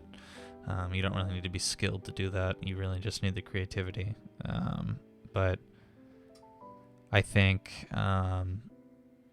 music is like one of the hardest things, because you're like writing it and you have to like think about like, you know, your minors and majors, you know, what sounds good with this, what's the harmonic version of this. Like, just, I did band a little bit in school growing up, and then, you know, I enjoy music, but I wouldn't, if you were like write a song that's cohesive, I'd be like, okay. Give me a key and I'll try, but that's it. Like, I probably need to look stuff up about this. There's always a gap in the arts that can only be filled with talent. There's things you can learn, but there will always be a gap. Yeah, I would agree with that.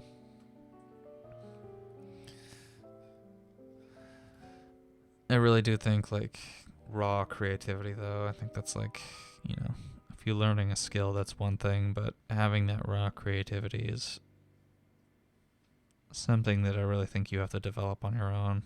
You know, people create art to express themselves. Maybe after like a traumatic experience, they're motivated to make something or something like that. Like, everyone's on essentially like a different path and is making different stuff. So I think, you know, obviously it's emotional expression that people do, and you know, everything is subjective because it's through the lens of your own reality. So potentially someone is able to make something crazy because of how they see something in their head, and no one else has that exact same viewpoint as them. So in college, I made a ceramic bowl. Like, it's like a cup. And it looks like the quality of a project that I would have made back in grade school. But I'm very proud of it, even though I made it when I was like 20. I really like it. Now it's actually, it's right here. So it's like raw on the bottom, and then it's glazed all the way through, and it just like holds shit on my desk. But I probably would never drink out of it, but it's kind of cool. Did like a double glaze and then fired it in the one art class I took.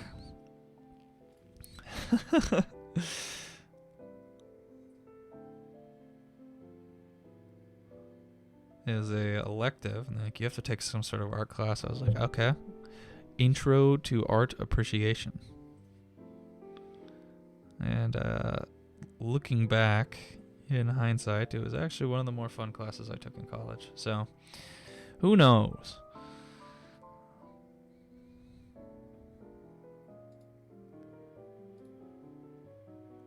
If money were not an option, I would probably go back to school and just take a whole bunch of art classes, just because you'd learn a lot about not necessarily the creative process, but how to go about doing stuff with certain tools. And I think that would be a cool thing to learn how to do. That way, if I was having like an itch to like make something, I could actually be afforded the ways to go about doing it. The first mechanical engineering class we take is sketching, computer modeling class. We ended up having a lot of creative freedom. So you're using like CAD?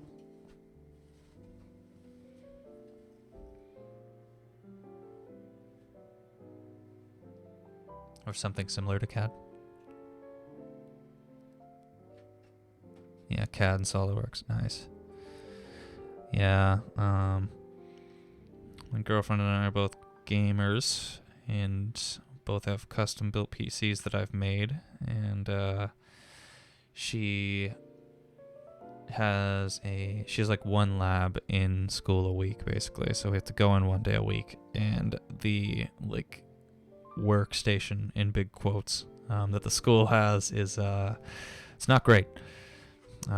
CAD takes like 30 minutes to load up, and on her main desktop with like a SSD, and she's got like a dedicated GPU and an 8-core system, it takes like 30 seconds. So it's just one of those things where it's like, man, if maybe having a little bit of better hardware pays off. I mentioned earlier I teach a little bit of computer science. It's mostly just web development classes, and almost all my students are on laptops, and I can always tell which students have an SSD and which ones don't, because they'll go to do something, and the ones that have an SSD, like 3 seconds later, are like, okay, I'm ready for the next step. And then the ones that don't, like a minute's gone by, and I'm like, hey, so did you run that command yet? And they're like, yeah, it's thinking. And it's like, okay. Like it's pretty brutal. The some of the discrepancy in PCs. Some of the laptop stuff is insane though lately. When I'm out and about, my mobile station is a 2015 MacBook Pro, and I've had that thing since 2015, and it is serving me well, but I'm starting to finally notice its age. And then when I'm at home, I'm on my desktop, which is like what I'm streaming from right now, and I have 4 monitors. So when I'm out and about on just the one monitor of the laptop, I feel very crippled in that sense. Like it's very hard for me to do things because I take my 4 monitors for granted when I'm at home. But it is nice to, back when we could go do stuff out and about, it was nice to have the portability. I want to move over here, let's go do it. Your laptop is pretty nice. Yeah, I mean, I definitely assume that you had something at least okay, Otherwise, Twitch tends to chug. If your laptop is truly bad, you're like, it's like trying to run Twitch. It's like fans on 100%. It's just like loud, but there's some pretty crazy gaming laptops out there, and like oh my god, I love the workstation laptops. It's like, we've got pretty much everything a gaming laptop has without all the RGB and flashy lights. We're here to work, so let's work. And it's like, yes, dude. I've been slowly turning some friends over from like, RGB everything in their case and whatnot on their desktop to having a more professional look, using like Noctua Scythe fans, brown or gray, more like just like businessy colors, but the fans are significantly better airflow wise, and so it's like, look, do you want flashy lights in your case, or do you want better temperatures? Because those are your options. And upon switching, they were like, dude, it's crazy the difference. Yeah, Twitch. I could talk about Twitch. Some of the stuff they do is really cool, and some of the stuff is not really cool. I think my next laptop upgrade will be one of the M1 MacBook Pros. I kind of want to do a Windows machine so I can put Linux on it as well, just for being out and about, just because I only really need Windows for gaming, and then my creative applications like Photoshop and the Adobe suite basically. But for development work, I really like working on Linux, and so like if I'm portable, I'm only going to be doing work, so a laptop running a Linux distro that I like seems like it might be a good thing. Plus, like battery life and stuff, Windows just drains that. And I do always need a Mac just for iOS software stuff. There's no way around that. You have to have it. So I think at any point, as long as I'm doing what I do, I will at least have to have one. But whether it's just used to export builds or whether it's like my daily driver, who knows? Yeah, my keyboard is just simple white backlight. Yeah, I am a big fan of that too. I have on the right of the screen, you could probably see just like a little RGB thing slowly cycling through colors. That's my keyboard. I usually have it on white, but I turn off the lights when I go to sleep so it's not just going all night and super bright. And yeah, it's on rainbow cycle right now. Yeah, it is. I mean, I have my gripes with Apple, my gripes with Google. When you sign up to be like a mobile developer, right, you have to learn a different language for each thing. So iOS runs on its own languages. There's 2 that you can use. And Android development runs on its 2 languages that you can use. Android dev you can do anywhere though, on Windows, Mac, Linux, but iOS you can only do on an Apple device. Right now, I'm using a cross-platform library called React Native. Basically, Facebook made this thing called React. Allows you to make front end of like websites really efficiently, and there's a lot of cool stuff that comes built with that. And then they were like, "Hey, what if we took this technology and allowed people to make mobile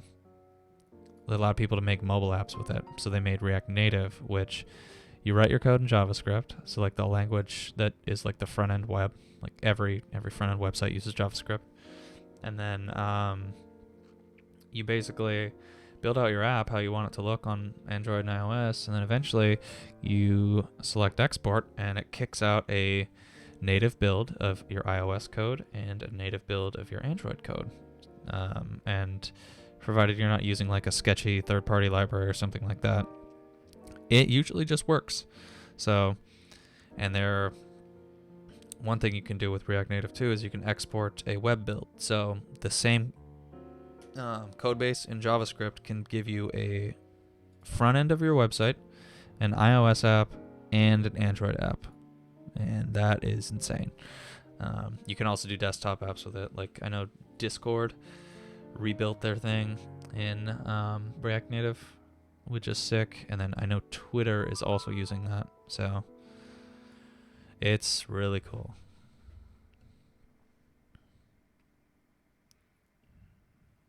The learning curve initially is like, what the hell is this though? So, but making stuff is fun. Make stuff that you like. God, also these springs, highly better than the ones in the MX ones. Like, oh my god, there's almost like they're the same weight. They're still 67 grams, but they're like they're more springy. I think there's like almost more coils, so they must have looser tension. There's more spread out over a longer distance. I don't know how that would work, but they feel like they're taller. Full stack dev. Oh my god, absolutely. I've been learning MERN, Mongo, Express, React, and Node. Yeah, I've been getting into Mongo a little bit lately just for backend stuff. And Express backend is really easy, I think. I think that's probably the easiest part of that whole stack. It's, just the Node and Express section, but integrating Mongo with that has been a little bit confusing, to say the least. And then, yeah, I mean, the React thing is its own compartmentalized thing, and then you have Express. You can get Hello World up in Express like in like 5 seconds, and then basic routing and stuff like Express is very well docked, but Mongo is just wonky. I think it's just it's so foreign from what I currently do that like I don't really understand what I need to do with it in order to get it to do it. I'm just like, just make it work, and I think that's where the disconnect I'm having personally is.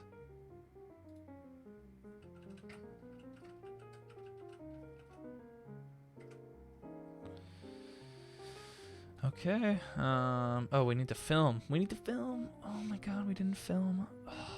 Okay. Let's just do this.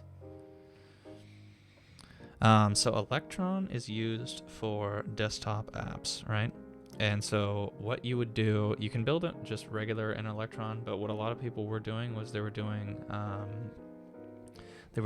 you know, like a front-end framework like React inside of Electron. So you're basically, because all Electron is like, yeah, you're building an app, but it's not going to be on the web. It's going to be in this little container on the desktop, right? So like VS Code, like probably the most popular text editor right now. I mean, Discord, Slack, those are all built on Electron. So you have that stuff, and people were just making a front end in that. But then, you know, you're still having, if you're wanting to do mobile, you're having to build it in React Native, which the skill set overlaps a little bit, but not 100%. But now it's like, yo, you're telling me I can just use React Native for everything? I can make my front-end web app, I can make my desktop app, I can make my iOS app, and I can make my Android app all from the exact same code base. It's like, yep, that's what I'm telling you. So that, I think, is one of the main draws. What's up? Yeah, I gotta film just like these last ones, and then I'll wrap it up. Yeah, it's pretty great. It's all the stuff is open source too, so if you want to ever contribute to it, it's super easy to do.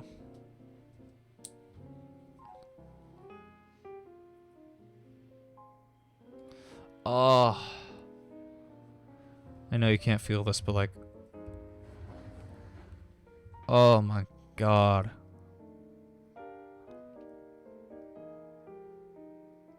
This is like bliss. Oh man, okay. 1 down, 10 billion to go. Let's film the rest of these really quick before we try to apply the thing.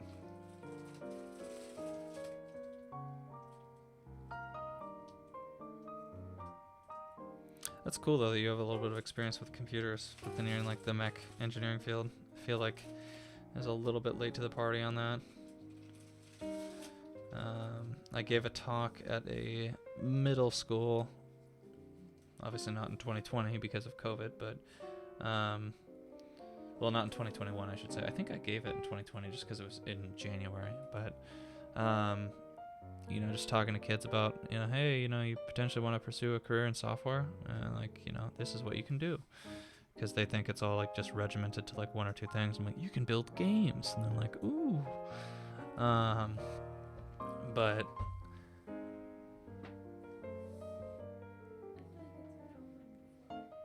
I'll check it in just a sec. But yeah, it's like they're like, oh yeah, we're working on Python, and I'm like, you're like 8. What do you mean? When I was 8, if you asked me what Python was, I'd be like, it's a snake.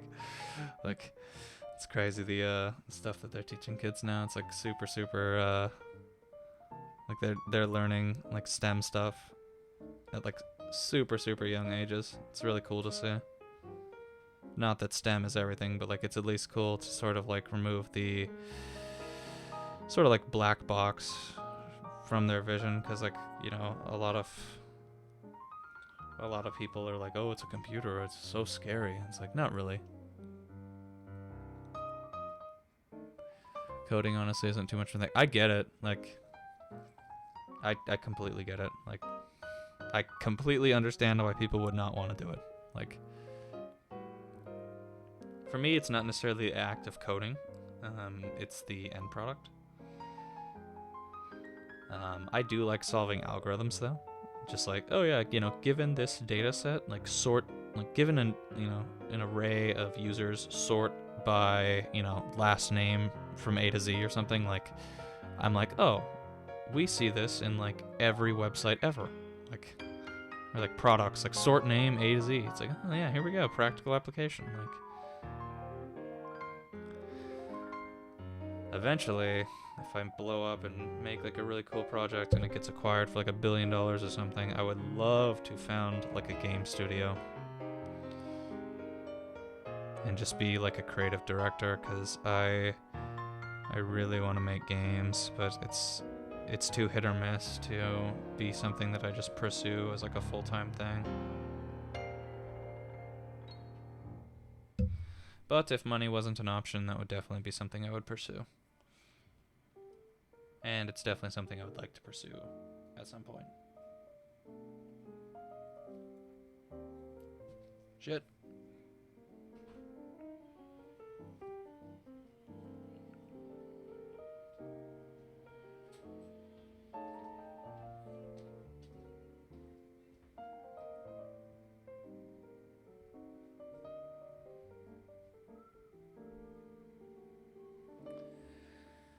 So these springs are definitely taller, because the thing doesn't stay down like it did on the previous on the clears.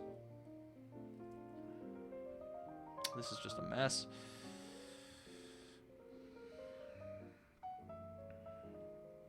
Okay, you know what?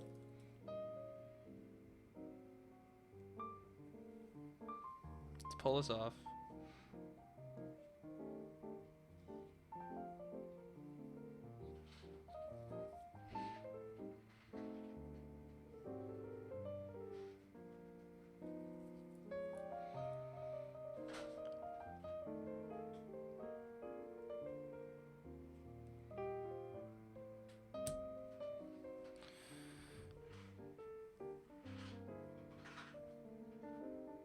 God, the force on this is just so good. And it wasn't even sealed down all the way. Yeah, this bump, this is that good stuff. 3 more switches. I know, I'm working on it. Girlfriend's trying to get me out the door. Yeah, the bump is so good. Oh my god. I unironically queued up some 10 hours of Teja types. He's a very prominent keyboard maker. I queued up like 10 hours of Teja types typing on Lube switches, and it's just like, oh yes, my ASMR. Needless to say, the girlfriend is not amused.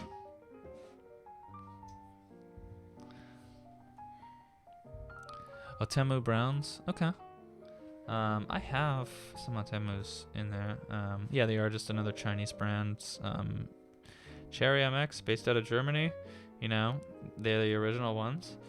I think the craftsmanship in some of the keys is a little bit lacking. Kale is probably the most predominant Chinese manufacturer, and they make some really nice stuff. Yeah, their stuff is actually pretty nice. I'm not really a big fan of their speed or pro switches just because of the shorter everything, but like the box switches and stuff, the box jades and whatever, those are pretty cool. Also, Gabby, can you grab the big switch really quick? Bring it over. Kale makes some pretty cool novelty stuff too. Let me. Yeah, you should do this. Oh yeah. Yeah. Let me. 1 sec.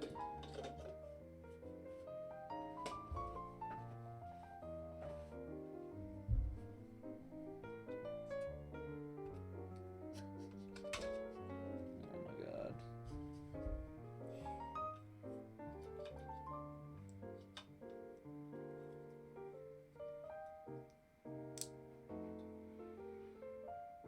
That's not good. Gotta pull this one apart. When the film slips over the edge and just gets all mangled, you can still totally save it, but...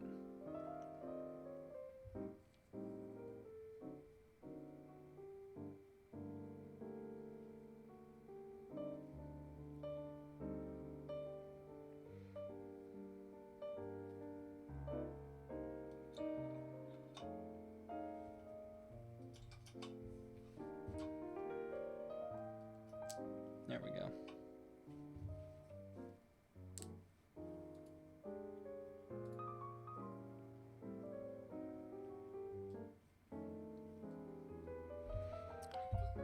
Oh yeah, the big switch. Where's the big switch? Oh yeah, yeah. We gotta.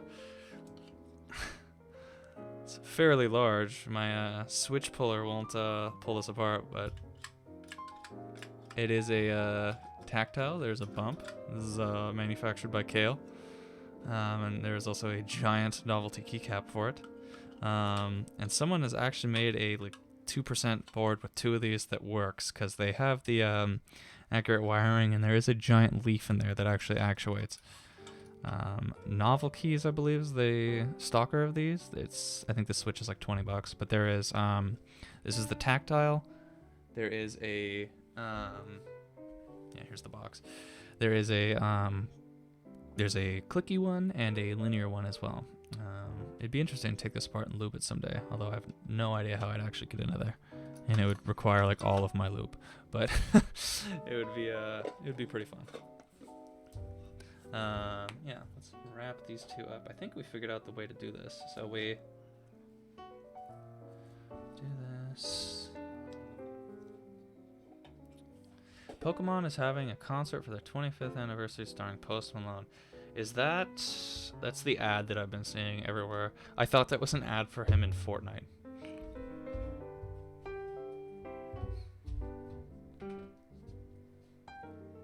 Oh god. So it's Pokemon and Post Malone inside of Fortnite.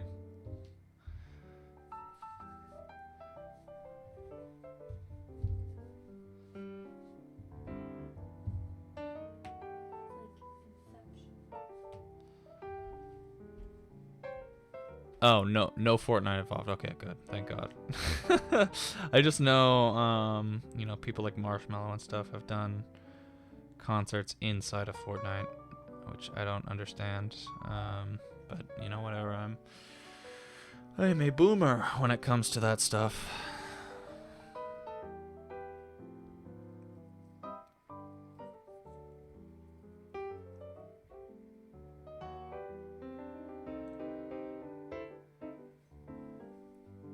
Oh my god.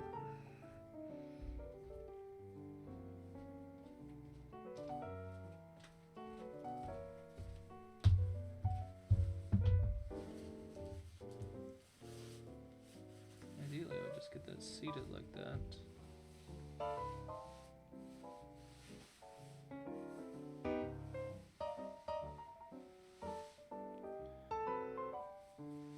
Hello, Switch, please just stay seated, Phil.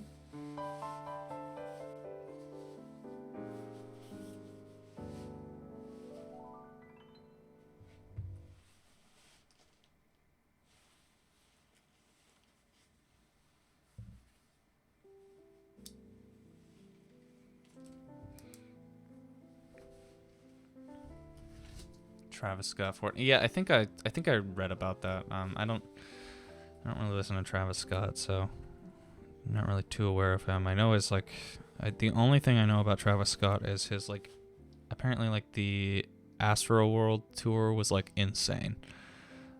Just with like the props and whatever that they had.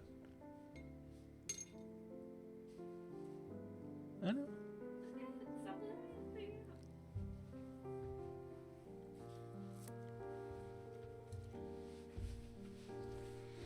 Okay, last one.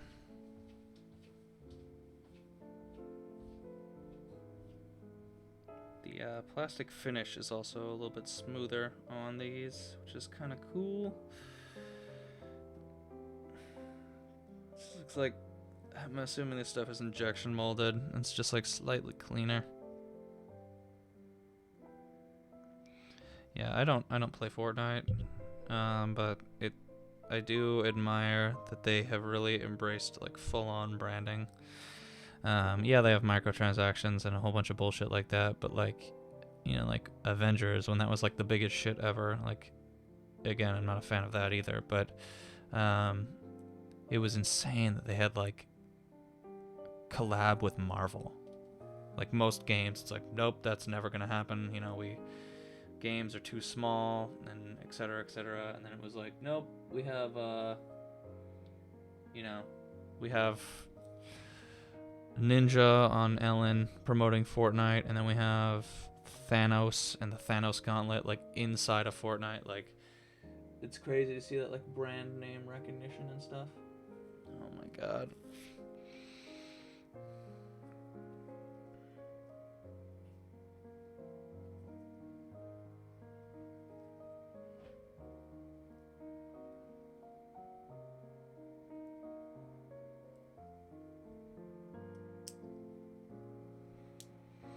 All right. Thanks for hanging out. I appreciate the conversation. I appreciate your time. Hopefully you're here for the next one when we're working with more switches. Otherwise, it'll probably be more Halo coming up recently. But that is it for that. That's it for that switch. Taking off. I am also going to take off.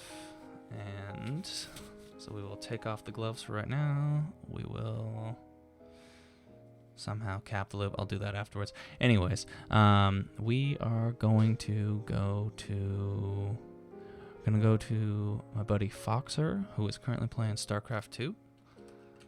He is very, very good at that game. So, yeah. Everybody say what's up to him, and I hope you all have a great rest of your day. I might do another stream later with a little bit more crafting stuff. Maybe not. Maybe just Halo. Maybe not a stream at all. We'll see. Either way, I appreciate everybody hanging out. And hope you guys learned something about keyboards. And I hope the rest of you have a great rest of your Saturday. Here we go. Oh, yes. 8 seconds. And then we will go.